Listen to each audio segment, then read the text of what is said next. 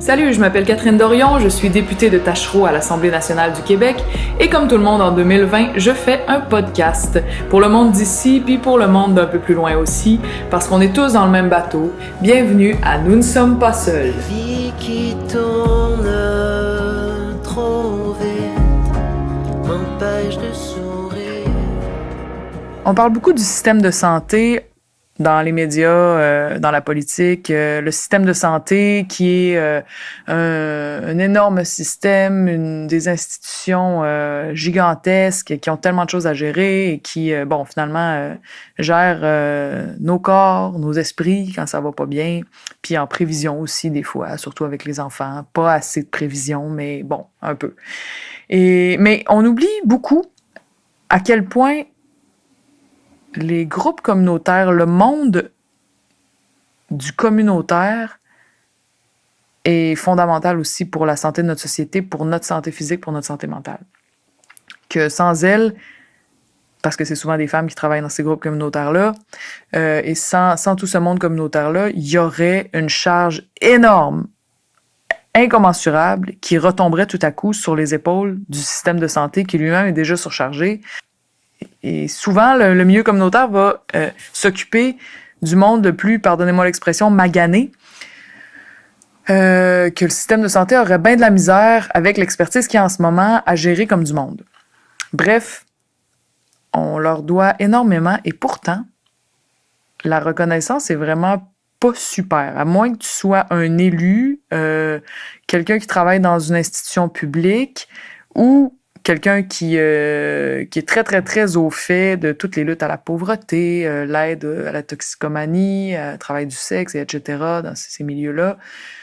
Si t'es pas dans un de ces cercles-là, il y a beaucoup de chances pour que tu n'entendes à peu près pas parler du milieu communautaire. Et pourtant, il y a quelque chose de beau dans comment c'est organisé ce milieu-là. Parce que contrairement au système de santé, puis on a beaucoup entendu chialer sur à quel point le système de santé est un gros mastodonte impossible à bouger, un espèce de truc avec des PDG qui décident des affaires one size fits all pour des situations qui sont tellement particulières et différentes, puis des absurdités de ce type-là, les 12 travaux d'Astérix, etc. Autant on entend ça du service de santé public, autant dans le communautaire, c'est l'inverse. Il y a quelque chose de très anarchique, mais d'un côté positif. Chaque groupe s'organise selon son enjeu à lui, avec des gens qui connaissent précisément cet enjeu-là, non seulement l'enjeu, mais même les personnes qui, dans tel quartier, vont avoir besoin de l'organisme. Les gens qui travaillent sur l'organisme communautaire décident elles-mêmes qui va faire quoi. Ils peuvent changer leurs tâches, ils peuvent changer leur façon de fonctionner. Après une réunion, ils s'adaptent continuellement, constamment à la réalité du terrain, sont extrêmement mobiles dans leur façon de faire, puis ça les rend vraiment efficaces. Et donc, pour les travailleuses, il y a un intérêt à aller travailler dans les groupes communautaires plutôt que dans le système de santé. C'est que tu risques, si tu te retrouves avec une gang qui te ressemble, avec une gang qui a la même vision que toi de ce qui doit être fait pour telle ou telle clientèle, qui risque de laisser beaucoup plus de place à la créativité, beaucoup plus de place à l'inventivité, finalement de donner un pouvoir créatif sur ta job qui est très, très, très difficile à trouver dans le système public. Vous vous souvenez sûrement de la clinique SABSA, cette histoire de clinique qui avait failli fermer, une clinique qui avait été mise sur pied par des infirmières praticiennes qui disaient « Nous, on va aller à la rencontre des personnes désaffiliées du système de santé, des personnes vulnérables qui ont des problèmes de VIH, sida, hépatite, de toxicomanie et autres. » Et qui, à Québec, avait réussi à occuper un rôle super important dans le centre-ville. Après, avait été menacé de fermeture parce qu'il manquait d'argent.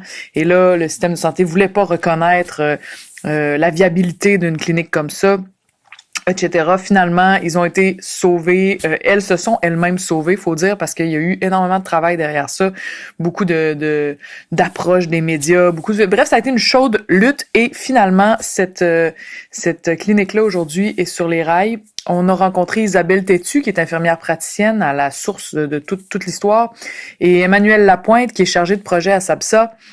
Voici ce qu'on s'est raconté. Isabelle, Emmanuel, vous êtes dans le milieu communautaire, maintenant vous êtes à SABSA, mais vous travaillez dans le milieu depuis une vingtaine d'années. vous avez ici une clientèle particulière. Pouvez-vous nous parler de cette clientèle-là et de comment, depuis 20 ans, vous avez vu les choses évoluer? Les principales clientèles qu'on voit ici, on a très certainement du monsieur, madame, tout le monde, de Tachereau, qui n'a pas de médecin de famille. C'est à peu près 35%. L'autre 65%, c'est clientèle santé mentale, problème de santé mentale, problème ITSS tels que VIH ou hépatite C, et consommation de drogue. Peu importe, là, ça peut être d'alcool aussi. On a aussi, je sais pas quel pourcentage, mais on a une population de migrants ici, de migrants, immigrants, là, je sais plus les classes, là, mais tu sais, c'est pas les demandeurs d'asile, puis c'est pas les réfugiés. C'est souvent des migrants économiques ici ou qui ont accompagné leur conjoint puis qui ont pas une couverture d'assurance pour exemple les suivis de grossesse ou des soins courants. Fait que ça, on en a quand même pas mal. Ils sont pas tout le temps nécessairement Tachereau, là. Des fois, ça va un petit peu plus large. Ouais, exactement. Fait que principalement, c'est ça. C'est sûr qu'on a toujours travaillé dans le milieu communautaire à Québec, en basse ville de Québec majoritairement. Toi, au Saguenay, un petit peu. Oui, en région aussi. Principalement avec les gens qui ont des problèmes de troubles concomitants, santé mentale, toxicomanie. C'est quoi un trouble concomitant? La définition de ça, c'est quoi? C'est quand que chez une même personne, il y a un ou des problèmes de santé mentale et un problème de dépendance, que ça soit au psychotrope ou à l'alcool ou les deux. Okay. Ou aux médicaments. OK. Fait que ça, c'est une clientèle que vous connaissez bien. Ouais. OK. Puis qu'on voit de plus en plus et qu'on observe aussi qu'il y a un gros trou de service pour ces clientèles-là parce que on sait que dans la littérature, ce qui fonctionne, c'est l'approche intégrée. C'est le traitement des deux troubles, la santé mentale et la toxicomanie, par une même équipe dans un même lieu. Or, puis ça, c'est partout au Québec, là, peut-être Montréal qui est plus avancé, puis des endroits à Mauricie qui sont plus avancés là-dessus, mais ce qu'on retrouve surtout, c'est on traite la dépendance dans un endroit, puis on traite la santé mentale dans un autre endroit, dans deux lieux différents, par deux équipes différentes. Fait que soit des traitements parallèles ou séquentiels, il faut traiter un trouble avant l'autre.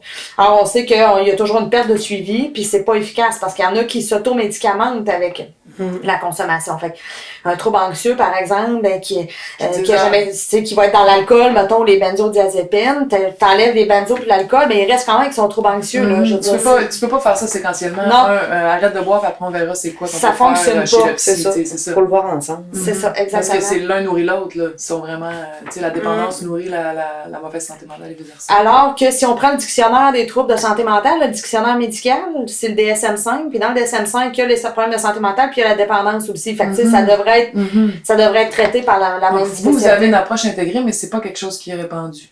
Non, absolument pas. Puis, tu sais, souvent, on n'est pas tagué santé mentale, on est beaucoup tagué soins de première ligne. Fait que les gens viennent ici, tu sais, pour des problèmes de santé physique, mais tu sais, tu dépistes des problèmes de santé mentale puis d'utilisation de substances aussi.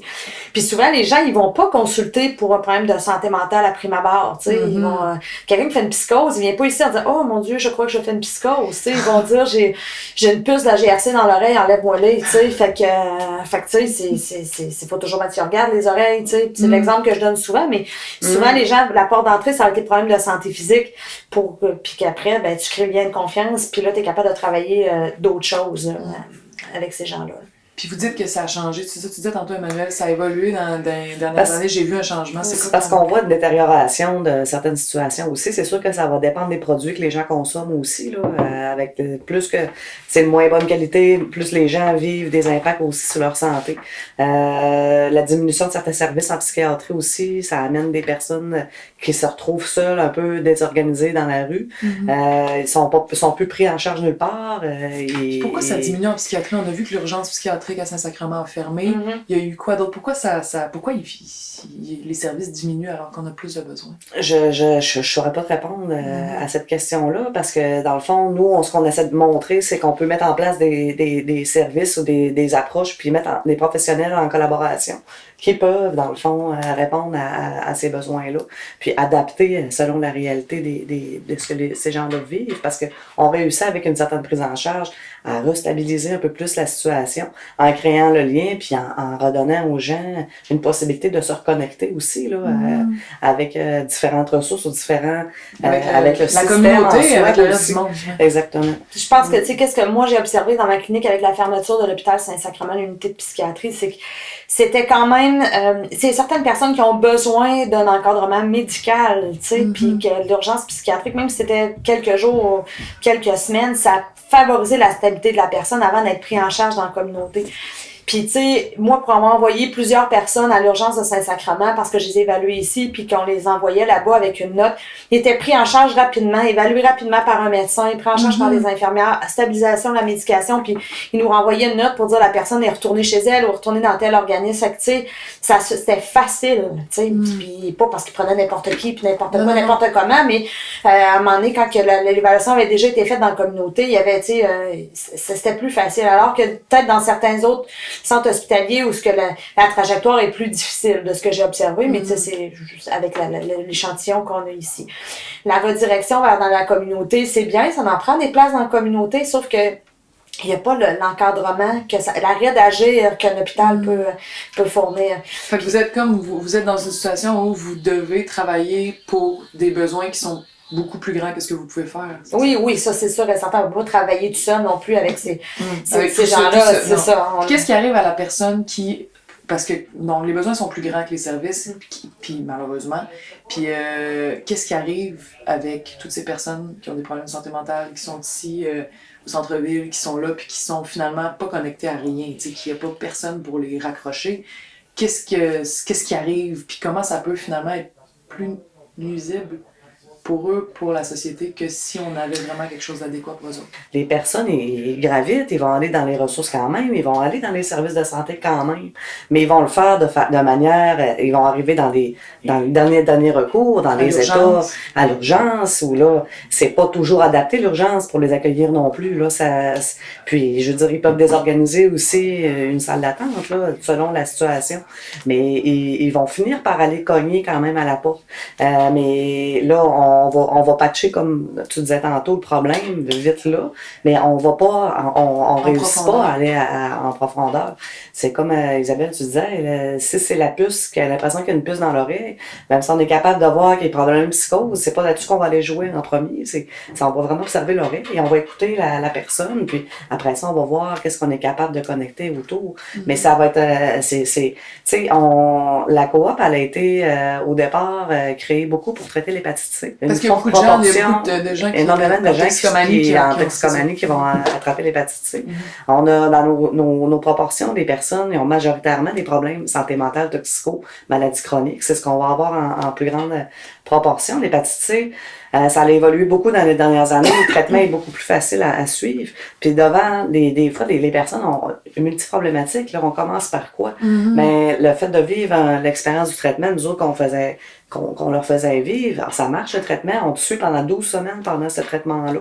On va te connecter avec les intervenants ici de la coop. C'est pas juste une gestion de crise puis retourne chez vous. Non, puis après ça, on va jouer sur d'autres aspects de la santé, mais tu sais, il faut commencer quelque part, puis il faut y aller réalistement, tu sais, avec ce que la personne va être capable de faire aussi. Mais ça fonctionne, tu sais, c'est ce qu'on démontre. Vous voyez les résultats? On a fait une recherche avec la faculté de la pharmacie, puis tu sais, on est capable de démontrer avec l'échantillon que peu importe les conditions des organisations, ça n'empêche pas la réussite du traitement de l'hépatite C. Fait que on a des combinaisons qui fonctionnent, ça marche. Mais il faut que ce soit combiné, c'est ça. Tu peux pas faut que ce soit combiné. C'est des relations établies. Les infirmières ils ont mis en place un clé en main, on dit souvent, là. Mais c'était pas juste pour la personne qui avait besoin d'être traitée, c'était aussi pour les médecins spécialistes qui initiaient le traitement au départ. Si ils ont des craintes de pas revoir le patient jamais, ils ne partiront pas la médication. Vous travaillez aussi sur la confiance, sur le fait que la personne ait envie de revenir, puis se sente bien acceptée, puis tu sais, ici, on en donne beaucoup de soins, mais tu sais, dans toutes les organisations de ces patients-là, les organismes communautaires sont merveilleux pour ça, pour faire le filet, le filet de sécurité aussi. Mais bon, ils ont des besoins aussi, mais tu sais, la population est de plus en plus, tu sais, maganée, là, vraiment.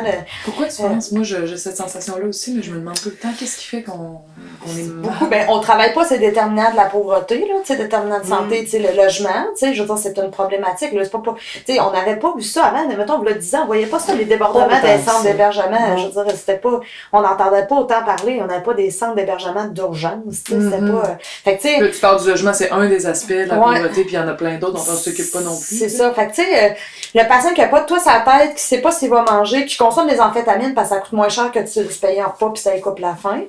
Il dit, tu dors pas parce que t'as pas de place à dormir ou tu sais, faut que tu marches toute la nuit parce que t'as pas de place à... C'est sûr, là, que sa santé est hypothéquée, là. Il arrive ici, il voit des bobites, il y a des plaies infectées, tu sais, il y a les pieds maganés, il y a un diabète qui s'est pas occupé depuis, on ne sait pas comment. Fait que, tu sais, c'est dur après de dire, ben, on va t'aider à récupérer ta santé, alors que... Il y a rien pour toi. Je veux dire, il mange pas, il dort pas, je veux dire, tu sais, de base, c'est ça. Fait que... Puis qu'est-ce que vous répondez, qu'est-ce que vous diriez à des opinionneux ou des gens même sur Internet ou des qui disent de toute façon, ce monde-là sont tellement maganés, pourquoi qu'on mettrait de l'argent pour s'en occuper, ils sont bons à rien. Ben, c'est pas des choix de carrière, là. C'est pas mais c'est pas des plans que c'est ça que je veux aboutir dans la vie, là. Moi, je pense que c'est au niveau de la société qu'on veut se donner, là. Personne ne peut prévoir de se retrouver dans ces situations-là. Quand que ça arrive, il y a plein de raisons. Ça ne veut pas dire toujours qu'on est en accord avec les choix que les gens font. Mais c'est pas ça qu'il faut, pas comme ça qu'il faut le penser. Il ne faut pas amener la moralité là-dedans. C'est une question de. Moi, ça peut m'arriver comme être humain d'être dans ces conditions-là. Qu'est-ce qu'on fait comme société pour protéger un peu quand ça arrive, pour ça éviter que ça se détériore. De ton ami, ça peut exactement. Ça va pas au mérite, là. C'est ça. Moi, je suis souvent pour sensibiliser les gens. Parce que tout le monde dans sa famille, il y a quelqu'un qui a des problèmes de santé mentale ou de toxicomanie. Puis à un moment donné, il y a tout le temps des gens qui sont démunis là, autour de ça parce qu'on ne sait pas quoi faire, on sait pas. Les gens se retrouvent seuls, se retrouvent. Mais personne veut, tout le monde veut que quelqu'un s'en occupe quelque part. Si eux sont plus capables de le faire, ben ils souhaitent fortement qu'il y ait des ressources. C'est des gens qui sont rattachés à des familles. Là. Ils en ont peut-être plus, mais je veux dire, c'est pas des gens d'une autre planète qui débarquent. Puis fait que c'est dans ce sens-là que je pense qu'on a les moyens dans nos sociétés de le faire, là, de s'occuper. Puis il y en a qui s'en sortent puis qui contribuent vraiment à la société. En fait, c'est comme c'est des valeurs aussi. Souvent, on parle, beaucoup de monde vont mettre, on veut protéger les valeurs québécoises, mais tu sais, la solidarité, la bienveillance, c'est pas juste pour les maganés que c'est bon, ça. C'est une valeur que tout le monde vit. Puis quand pour moi, c'est quelque chose à préserver de super important parce qu'on a de fortes forces, que ce soit du marché ou de je sais pas quoi, là, qui gagnent à ce qu'on pense pas comme ça, parce qu'on soit chacun tout seul, puis un peu plus dépendant des forces du marché. Puis, des fois, je me dis, ça, c'est bon pour tout le monde, ça. D'un point de vue humain, d'un point de vue de tout ça, de solidarité, de bienveillance, de rapport les uns aux autres, puis on a travaillé là-dessus. Je trouve que vous faites une belle job de ce point de vue-là. On espère. On fait notre mieux, en tout cas. Juste avant de terminer l'entrevue, les intervenantes m'ont parlé de leur passage, leur voyage exploratoire à Victoria, qui les a profondément marqués. Voici ce qu'elles m'ont raconté. On est allé à Victoria, en Colombie-Britannique, parce qu'on avait déjà été à Vancouver, voir un peu les ressources qu'il y avait à Vancouver. Mais Vancouver, je veux dire, il y en a beaucoup de toxicomanie, mais je veux dire, c'est comme fois 1000 là, d'ici. Victoria, c'est une plus petite ville, même plus petite que Québec. On allait principalement visiter une petite clinique une clinique qui existe depuis 50 ans, qui s'appelle Kool-Aid. Qui travaille avec des comme le jus, là, Kool-Aid. Qui travaille avec clientèle VIH, hépatite C, toxicomane, etc. Au centre-ville de Victoria. Puis on a rencontré aussi d'autres ressources, là, dont le site d'injection sécuritaire, etc. Fait que on était, tu sais, malgré que ça fait longtemps qu'on travaille dans le milieu puis qu'on a vu du monde poqué, on était ébranlés de voir le nombre de personnes itinérantes là, qui se promènent avec leur chariot comme d'épicerie, avec leur kit dedans puis une tente, qui tentent pendant la nuit, qui défont le matin vers 6h30. Tu sais, c'est des rues complètes où ce que les gens sont tentés sur les trottoirs, là. Ils sont, oui, beaucoup atteints par la crise du fentanyl, mais aussi les amphétamines, les speed, les crystal meth. Ça amène et des problèmes de santé physique et beaucoup de problèmes de santé mentale, donc des psychoses, de la malnutrition, des plaies, du vieillissement prématuré aussi, de la violence, là, beaucoup. Là, il y a une rue là, au centre-ville où les policiers passent la nuit à se promener parce que c'est que de la violence toute la nuit, amenée par la consommation. Fait que, tu sais, c'est préoccupant parce que je me dis, si ici on s'occupe pas de notre itinérance, là, tu sais, qu'on s'organise pas pour trouver du logement fiable pour ces patients-là, de la nourriture, d'avoir des services pour des problèmes de toxicomanie qui est pas compliqué à avoir accès, pour pas se rendre jusque-là, parce que je veux dire, là, c'est comme pousser, oui, la réduction des méfaits, là, mais là, je veux dire, on patch, on va au plus urgent, puis c'est à peu près tout. Fait que, tu sais, on n'est pas à l'abri de ça non plus ici, si on n'intervient pas en amont, là, tu sais, que juste, au lieu d'éteindre des feux, c'est pas juste de faire des hébergements d'urgence, par exemple, pendant l'hiver, là. Faut trouver des solutions à plus long terme, là, tu sais, puis je suis sûre que vous parleriez au directeur de l'Aubrivière ou de Revivre, etc., il vous dirait la même affaire. Je veux dire, tu sais, ça prend du logement à long terme pour que les gens s'intègrent, s'imprègnent dans leur milieu de vie. Là. Ça devrait pas être une solution permanente, là, l'Aubrivière, là, pour aller dormir, pour que les gens s'en fassent une santé, autant santé mentale que physique, puis une implication là, dans la communauté. Fait que, tu sais, ça a été intéressant de voir les services qu'ils offrent. Je veux dire, ça ressemble beaucoup à ce qu'on fait, mais bon, sur un autre modèle, là, mais bon, quand même, mais c'est de voir aussi leur impuissance face à toute cette ampleur de la toxicomanie puis de l'itinérance et de la santé mentale qui est pas très réjouissante là, chez nos collègues de l'Ouest canadien. Là. Ils sont même à donner un service de soins palliatifs pour les itinérants. Fait que, je veux dire, c'est correct que la personne décide de mourir dans la rue, mais on est rendu à offrir ça. C'est pas, tu sais, je veux dire, c'est parce que c'est de l'itinérance chronique. C'est-tu ça qu'on veut? Offrir des soins palliatifs dans la rue de nos gens, tu sais, minimum de dignité que tu puisses avoir un toit à sa tête pour mourir. Me semble, en tout cas, sans pouvoir porter de jugement sur le choix des gens, mais des fois, c'est un manque de choix aussi qui se rend jusque-là. Puis, tu sais, il y avait une infirmière qui me disait, ils ont beaucoup de demandes d'aide médicale à mourir, mais ils sont même en re-questionnement sur l'aide médicale à mourir parce qu'il y en a qui le demandent parce qu'ils n'ont pas d'autre choix. C'est vraiment des grosses questions. Puis on est au Canada, là, ça ressemble, on paye avec la même monnaie, là, tu sais. C'est super intéressant. Fait que c'est un peu un wake-up call. On devrait inviter des politiciens à vivre ça. Oui, c'est ça, aller se promener un petit peu dans Victoria Downtown. Bonne idée. Ça clash. On va proposer une tournée. Merci beaucoup, Isabelle. Merci, c'est un plaisir. Là, on s'en va vers un autre organisme que j'aime beaucoup qui s'appelle le PIPQ, Projet Intervention Prostitution Québec. Je me promène souvent dans les rues de Québec avec le hoodie noir qu'ils m'ont donné et leur super logo en arrière. La directrice du PIPQ, c'est Geneviève Quinté, qui s'est battue pour les travailleuses du sexe et prostituées, mais aussi contre la radio poubelle. Dans les annales de la ville de Québec, si vous tapez ça sur Google, c'est quelque chose que vous allez pouvoir retrouver. C'est une fille impressionnante, vraiment, vraiment forte. On en prendrait plus des comme ça dans notre ville. Bon, on a jasé de tout ça. Du qu'est-ce que c'est le communautaire, puis qu'est-ce que ça donne, puis comment on vit ça quand on travaille dans le communautaire. Ça a été super intéressant. C'est quoi le PIPQ? Le PIPQ, c'est un organisme communautaire qui existe depuis 35 ans déjà, bien implanté dans sa communauté. L'idée, c'est d'accompagner les gens, offrir un accompagnement aux gens qui ont des activités de prostitution, qui vivent du travail du sexe. On ne s'accroche pas dans l'appellation ici nécessairement. Peu importe dans quel contexte elle va vivre ses activités, qu'elle va s'autodéterminer, il reste qu'on est là pour ces personnes-là, avec les besoins qu'ils ont. C'est quoi le genre de besoins qu'ils ont quand ils rentrent ici? Ils sont multiples. Il y a des besoins de base qui sont répondus entre autres par notre milieu de vie. Donc, il y a de la distribution alimentaire, vestiaire, on a une douche, tous les produits d'hygiène, on a 2 lits où les gens peuvent venir faire le dos sur les heures d'ouverture. Mais on a aussi tout l'accompagnement psychosocial, l'accompagnement lors de dénonciations judiciaires, l'accompagnement chez le médecin. On a j'ai 2 collègues qui font beaucoup de soutien au logement aussi avec l'approche qui est privilégiée par le fédéral en itinérance, l'approche logement d'abord. Donc, c'est des gens qu'on intègre en logement, mais qu'on fait un suivi assez intensif aussi pour que ces gens-là puissent développer une certaine autonomie. Il y a aussi l'accompagnement. Je dirais qu'on est là avant, pendant puis après. On est là dans des fois des moments de crise, des moments où, surtout avec nos jeunes adolescentes, jeunes adultes, où les traumas sont grands. Les traumas, ils vivent des traumas en répétition aussi. Donc, on est là à l'extérieur des heures d'ouverture, des services traditionnels qu'on connaît.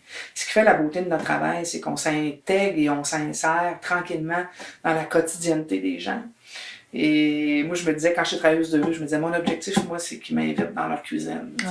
Quand tu es rendu dans la cuisine des gens, c'est parce que tu as accès à leur intimité, à des belles confidences aussi. Là, c'est des gens extrêmement résilients. Pourquoi c'est important que le communautaire existe? Écoute, on est un filet social incontournable. On ne sait jamais quand est-ce que notre vie peut basculer à un moment donné où on aura besoin d'un organisme communautaire. Et ça, moi, je fais beaucoup de témoignages dans le cadre de la campagne de Centraide aussi, puis je vais dans des milieux, dans des entreprises privées, je vais rencontrer des avocats, rencontrer plein de monde. Ils sont tellement loin de la pauvreté, ils sont tellement loin de la marginalité aussi. Quand je leur raconte ce qui se passe au PPQ, ils sont complètement renversés. Ouais. Fait que le milieu communautaire, moi, je pense qu'il est méconnu encore du grand public. On est vu comme des... et puis ça, quand je donne la formation, j'aborde beaucoup les préjugés du milieu communautaire, autant que des autres, mais quand c'est tant du milieu communautaire, ce qui sort, c'est qu'on n'est pas professionnel, on n'est pas des gens très scolarisés, on est des ex, on est... Bon. Fait que... Est-ce que ça pourrait être ça, une cause, les préjugés qui continuent à perdurer? Parce que moi, je le vois bien, là, on en rencontre beaucoup, puis tu vois que quand quelqu'un, dans sa vie, trébuche, puis arrive à un endroit qui est plus noir, dans le sens où c'est pas juste « je suis en très mauvaise santé », c'est, tu sais, je rentre dans une zone où je sais que là, je vais vivre énormément de conséquences du préjugé, que ce soit en santé mentale, toutes sortes de marginalisation. Puis, tu sais, du monde qui ont des vies bien normales, qui, à un moment donné, ont un problème de santé mentale, puis drop complètement parce que là, tous leurs problèmes de consommation, de tout ça, c'est des choses inavouables. Puis là, ils sont pris dans un vortex qui tu sais, puis tu tombes vite quand il n'y a plus de... Quand le système public normal ne peut plus rien pour toi. La plupart des gens vivent un moment très très noir avant de se rendre compte qu'il existe des gens, qu'il existe le communautaire, qui est capable de dire check, tu peux, t'es pas mort là, c'est pas fini. Il y a d'autres mondes comme toi, il y a d'autres mondes qui ont passé par là, puis tu peux, tu sais, puis on est là pour toi. Ça, c'est essentiel, puis c'est le fait que ce soit ça méconnu, puis que les préjugés que t'as nommés, puis il y en a d'autres, là, tu continues d'être colporté quand même. Oui. Tu sais, ça, c'est un vrai problème aussi, là. Tu sais, notre financement, là, 70% de notre financement, c'est du financement par projet. Fait qu'imagine. Ça veut dire que t'es obligé de toujours proposer des projets aux puissances publiques pour avoir des sous plutôt que d'être comme qu'on te fait confiance puis qu'à chaque année, ta mission, on finance ta mission. C'est fait que là, on est obligé des fois de se travestir, j'appelle, tu sais, pour essayer de correspondre aux objectifs d'un ministère qui descend une enveloppe d'argent. Puis, tu sais, le fédéral en est un exemple, là, quand ils ont descendu le logement d'abord, cette approche-là du SRA, on appelle, là, soutien au logement avec accompagnement, en tout cas, je sais jamais par cœur, mais j'ai travesti 2 postes de travail de rue en agent de logement. Tu sais, ça te donne une idée comment il faut... Ça dénature, à la limite, tu sais, notre mission par moment, mais c'est ça où tu perds tout. Ouais. Et pourtant, sur le terrain, vous êtes bien les meilleures personnes pour savoir c'est quoi les réels besoins. Et qu'on est branché. Mais c'est donc c'est un manque de confiance. Puis quand le gouvernement dit « Ah, il faut que ça aille par là ou par là », comme s'il savait mieux que vous autres c'est quoi les besoins de cette clientèle-là. Puis pourtant, quand on va les rencontrer, les élus, c'est pas le son de cloche. Ah, on est content, puis on reconnaît. Quand j'étais à la commission parlementaire, là... Ah, j'ai entendu parler de toi d'ailleurs, pareil que t'as fait vraiment une belle job. Ouais. Les gens ont été impressionnés, en ont reparlé, j'étais c'était le meilleur ça les Mais là, c'est ça, t'es reconnu. T'es reconnu, là, dans ces moments-là. J'ai hâte de voir ce qui va ressortir de cette commission-là parce que j'ai tapé sur le financement. Tu sais, il faut s'ajuster comme pour assurer la gestion de ces projets-là. C'est que je pourrais pas seul faire les rééditions de comptes, faire les demandes de reconduction. C'est chaque projet amène son lot de paperasse à remplir. Fait qu'il y a un réel coût au manque de confiance que le système accorde aux communautaires parce que ça force des travailleurs à faire de la paperasse. Puis vous autres à travestir des postes, puis toujours vous adapter aux espèces de velléités changeantes du système pour pouvoir survivre. Il y a un coût à ça. Pas juste pour vous autres, c'est de l'argent qui pourrait aller... Sur le terrain. Sur le terrain, c'est ça, sur le terrain. Qu'est-ce que tu penses de l'ambiance qui est amenée par certains médias de droite, notamment à Québec, là, puis qui, par moment, là, se mettent à cibler un organisme, cibler un responsable d'organisme, puis à chier dessus en bon français sur des trucs qui sont... finalement, c'est du salissage. OK. Ben, écoute, moi, je me fais un devoir d'aller... j'accepte toujours les invitations de ces radios-là. En fait, je me donne la responsabilité d'y aller parce que je pense que j'ai un devoir de sensibiliser puis d'éduquer aussi. Puis jusqu'à maintenant, j'ai tout le temps été bien accueillie dans ces radios-là. Contrairement... C'est sûr, j'ai j'ai un vécu de radio dans les années 90, où pour moi, c'était de la vraie radio poubelle dans les années 90. Là, je te dirais... on parle de quand c'est toi qui as été la cible de ouais, là, j'ai été la cible. T'as poursuivi, okay. Mais je te dirais qu'aujourd'hui, oui, il y a de la radio d'opinion, de droite. Puis je me dis, il y a beaucoup de monde qui l'écoute aussi. Hein? Ils sont numéro 1. Fait que je me dis, il faut que j'aille rejoindre cette population-là. Si je boude, je peux bien continuer à chialer sur eux autres puis bouder, là, mais je ne ferais pas avancer les affaires. T'sais. Je t'écoutais à Sylvain Bouchard. Ouais. Je trouvais ça le fun, soit là. J'aimais ça, moi aussi, être là. Ouais. Puis, tu sais, Sylvain, là, j'ai jamais refusé. Parce que je le trouvais plus pondéré. Ouais. Respectueux. Moi, tant qu'il y a du respect, tu peux pas être d'accord avec moi. Mais il m'a jamais traîné dans la boîte. Ouais, puis, ou chargé plein d'agressivité en direct. Non, il fait pas contrairement, il y en a d'autres que j'ai plus de la difficulté, mais je vais y aller pareil. Je vais y aller pareil, mais bien préparé. Il faut que tu aies du nerf, il faut que tu sois... Ouais, mais on dirait que j'ai plus peur de ça parce que je suis tellement une fille de conviction, là. Je suis tellement sûre de ce que je dis. Probablement à cause de l'expérience que j'ai acquis avec les années. Tu sais, je suis allée une couple de fois à choix. Ils ont essayé de me challenger. Non, j'ai comme développé une assurance. En plus, sur ce sujet-là, tu le sais que c'est toi qui le sais. C'est toi qui es dans la vraie expérience. Absolument. Là, à un certain moment, il y a Claudia Bouchard puis Julie Lederman, 2 intervenantes du PIPQ qui se rapprochent de nous puis qui se mettent à nous écouter puis qui se mettent à jaser parce que je me doutais bien qu'il y avait des affaires intéressantes à tirer d'eux autres. Vous travaillez ici, les filles? Oui. Okay. Ouais. Comment vous vous appelez? Claudia. Julie. Puis pourquoi vous êtes ici? Pourquoi je suis ici? Premièrement, j'ai le cœur communautaire, ça c'est certain. Quand j'ai fait mes études, c'était une évidence pour moi que j'allais travailler dans le communautaire. Je crois à l'engagement citoyen, je crois de faire une différence, d'essayer de travailler autrement. J'aime les cadres flous, je suis bien là-dedans. Oh yeah. C'est ça que ça me rejoint au niveau du communautaire. Puis le PIPQ, c'est juste un hasard, c'est ma voisine qui m'a amenée ici, en fait. Puis là, ça va faire comme ça fait 13 ans. Puis je continue à croire que de travailler avec les gens dans une approche de réduction des méfaits, travail de proximité, c'est une approche qui, pour moi, en tout cas, est intéressante et gagnante auprès des gens pour faire peut-être une petite différence pour leur mieux-être dans leur vie, selon ce qu'eux ils veulent, puis à leur rythme. Fait que je veux dire, là, ça le dit tout. C'est pour moi, l'intervention, c'est ce qui me rejoint le plus. Il doit y avoir, comme dans tout job, des moments de découragement, mais c'est quoi les petits moments où tu te dis « Hey, juste pour ça, là, ça vaut la peine que je sois là. » Hey, juste pour ça... C'est des petits moments que tu peux vivre. C'est des grands moments, en fait, ces petits moments-là, parce que c'est du travail à long terme. C'est de discuter avec quelqu'un qui va pas bien, exemple, qui a une problématique de consommation. Moi, j'ai plusieurs personnes qui sont dans cette réalité-là. Puis qu'au fil des discussions, au fil de donner du matériel d'injection, tu fais des petits bouts de chemin, des petits bouts de réflexion, d'échange, de partage. Puis qu'un jour, la personne te dit, sais-tu quoi, j'ai le goût d'essayer de vivre différemment, d'essayer de moins consommer, de modifier ma consommation. Puis quand il s'engage dans ce chemin-là, je sais que c'est pas facile, il n'y a pas de miracle, mais ça pour moi, je suis tout le temps comme « wow, wow ». C'est beau de voir les gens qui font des choix différents puis qui essaient de trouver plus de bonheur au quotidien dans une réduction ou un arrêt de consommation. Ça me fait encore triper après tout ce temps-là dans mon domaine. Puis qu'ils reprennent un peu le contrôle de la création qu'ils peuvent faire avec leur vie. T'sais. Oui, mais des fois, juste voir, ils ne savent même plus qu'est-ce qu'ils aiment. Ils ne savent même pas qu'est-ce qu'ils aiment. Ils sont isolés, souvent, ils sont un peu perdus. Ils demeurent quand même isolés dans l'arrêt de consommation, mais tranquillement, pas vite. Il y a un nouveau réseau qui se crée. Il y a des nouveaux hobbies, des nouvelles passions. Des fois, ils ont un chez-soi après. Qui arrivent au travers de toute cette démarche-là, puis sont fiers de leur chez-soi. Tu peux même aller les voir, aller voir leur chez eux, rentrer dans leur petit univers, puis ils t'ouvrent leur cœur, leur porte. Fait que ça, c'est trop hot, là. Puis toi, pourquoi t'es là? Moi, en fait, j'avais pas du tout le cœur communautaire comme Julie. Moi, dans la vie, là, je sortais de l'école, puis je me suis dit, moi, je vais jamais aller au communautaire parce que j'étais plein de préjugés. Puis, en faisant du bénévolat ici, j'ai rencontré Julie, puis c'est Julie qui est venue me chercher.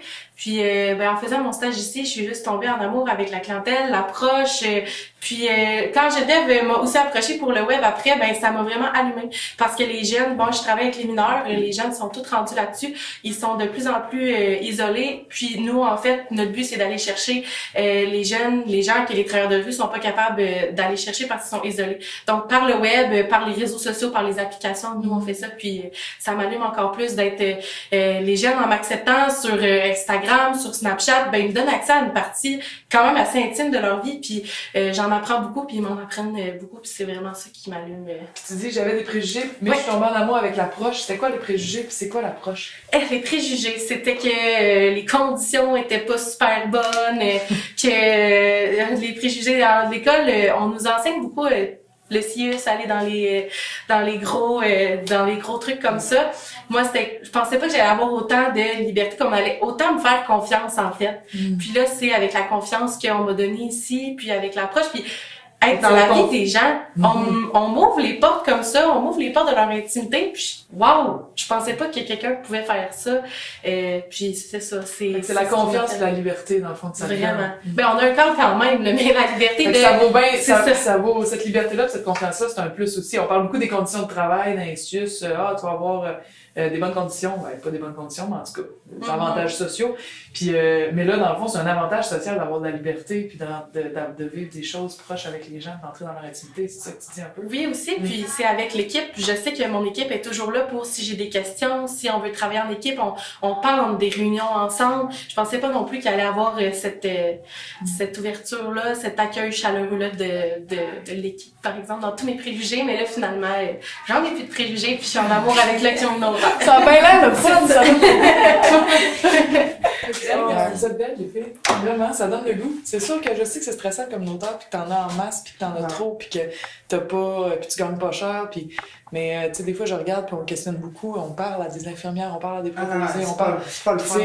Non, tu sais, c'est le fait qu'il n'y ait pas de place pour voir un problème puis pouvoir créer la façon dont tu vas y répondre. Ouais. Toi, avec ta gang, vous autres, vous pouvez faire ça, vous avez cette liberté-là. Ouais. Puis c'est dur dans plein de milieux.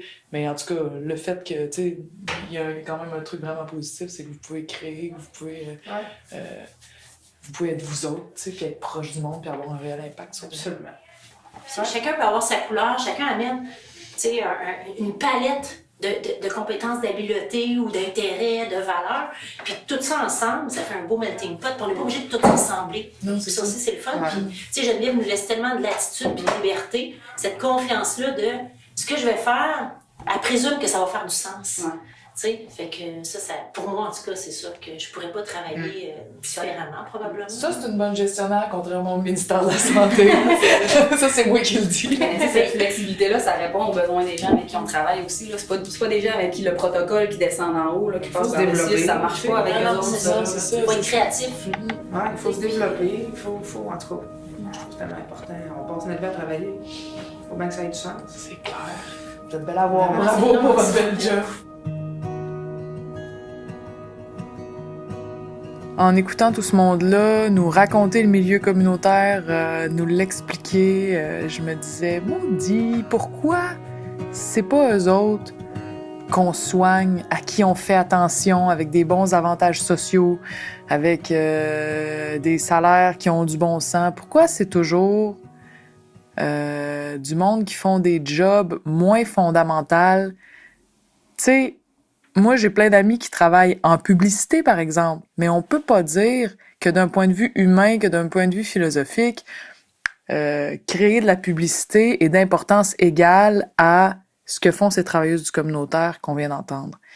Je donne juste un exemple de job qui est payé correctement, des fois très bien payé, pour faire une comparaison, mais on pourrait, mon Dieu, combien de jobs de gens qu'on honore, qu'on vénère, qu'on fait la carpette devant eux parce qu'ils sont tellement hauts dans notre société, puis il faut les entourer de toutes sortes d'égards, puis de bons salaires, puis de bonnes conditions pour pas qu'ils s'en aillent, pour que ci, puis pour que ça. Puis à côté, aussi peu d'égards, aussi peu de reconnaissance pour le travail tellement essentiel d'un point de vue humain, d'un point de vue collectif. J'aimerais ça qu'à un moment donné, on réussisse à à transformer les choses assez pour que ça soit reconnu. Tout comme le travail de plein d'autres mondes qui sont si essentiels. Les enseignants du primaire, les infirmières qui travaillent dans le système de santé, etc. Mais bon, on n'en est pas là. Un jour, espérons-le. Qui sait?